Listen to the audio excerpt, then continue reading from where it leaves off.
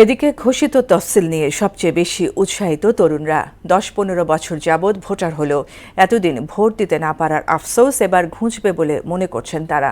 আবার নতুন ভোটারদের মাঝেও দেখা গেছে বাড়তি উচ্ছ্বাস।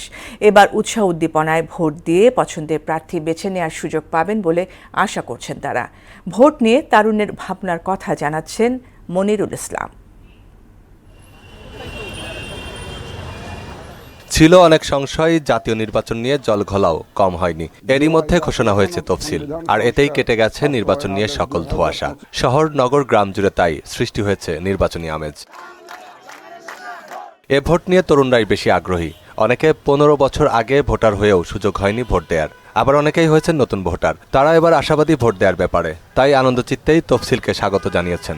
এতদিন তো দেশ স্বৈরাচারের কবলে ছিল, এখন যেহেতু মুক্তি হয়েছে, এখন সবাই স্বতঃস্ফূর্তভাবে ভোট দিতে পারবে।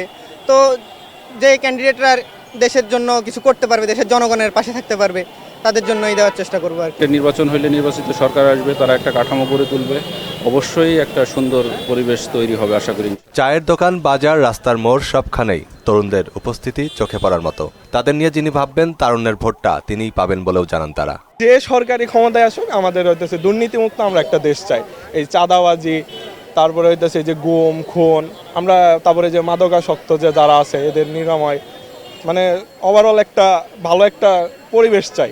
একটা সুন্দর শিক্ষা ব্যবস্থা আর কি, যাতে আমরা দেশেই কর্মসংস্থানের ব্যবস্থা করে আমরা যাতে দেশেই শান্তিতে নিজের বাবা মার সাথে ফ্যামিলির সাথে থাকতে পারি।